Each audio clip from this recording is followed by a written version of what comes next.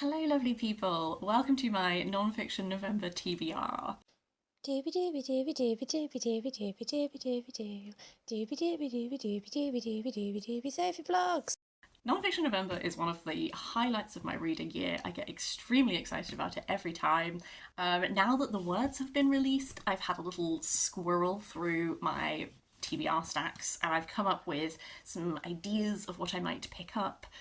Before I launch into that, I will just give a tiny explanation of what Nonfiction November is in case you don't know.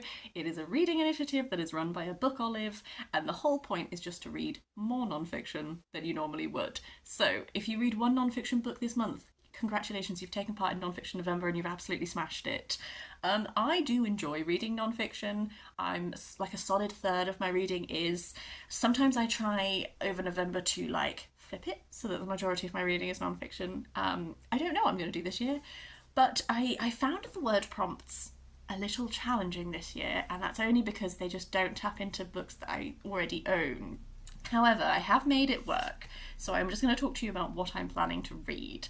The first word is fraud.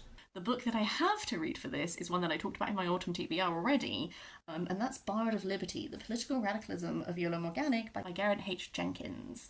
I've picked this for fraud because Iolo Morganwg, as you can tell from this title, was a political radical and all this kind of thing, but also he was a little bit of a fraud.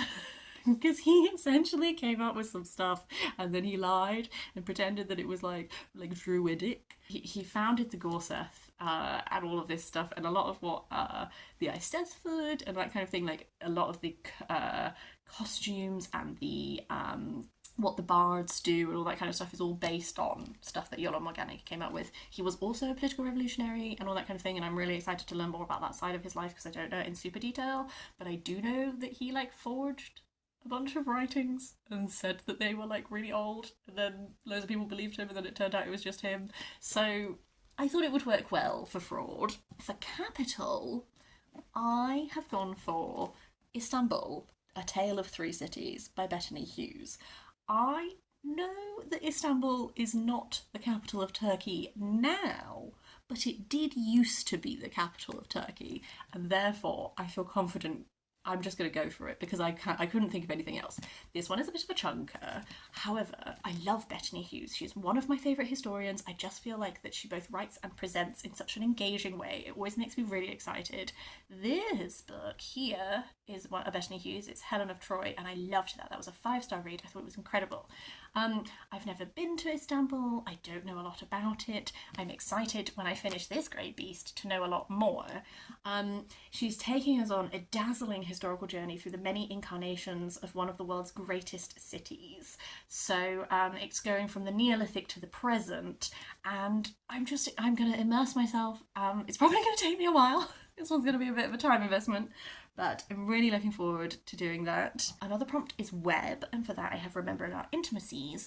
My angle for this one is sort of because this is it's Indigenous Hawaiian perspective, and we are bringing together a web of concepts. So, just some things that make up this web from the blurb is it's trying to detangle Hawaiian identity from the effects of colonization and occupation, and it's working at the intersections of Hawaiian knowledge, Indigenous queer theory, and Indigenous feminisms, concepts and ethics around relationality, desire, and belonging firmly grounded in the land, memory, and the body of native Hawaii.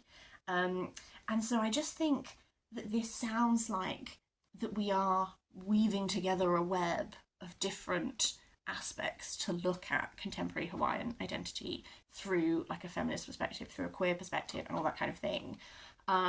It's a book that I'm really interested to read because I've never read anything from this sort of perspective. So that's my one for web.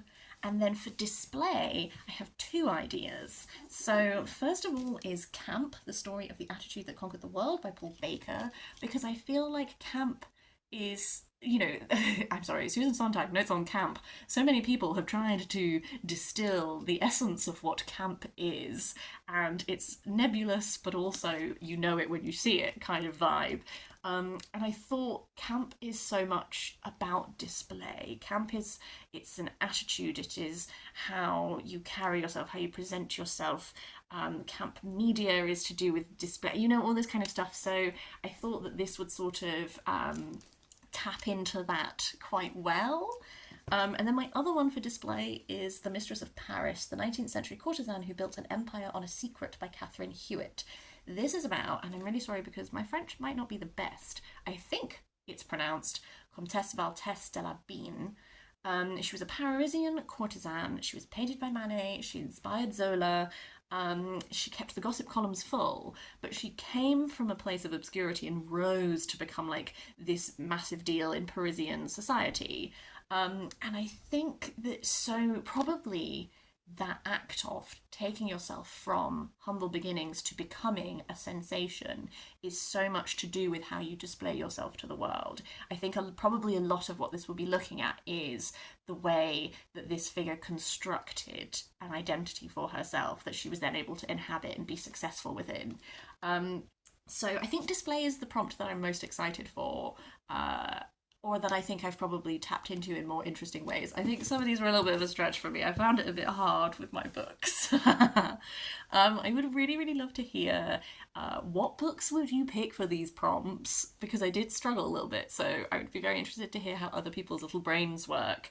I could think of other ways of interpreting them, but I couldn't find books that would match those ways. I don't know, it was hard.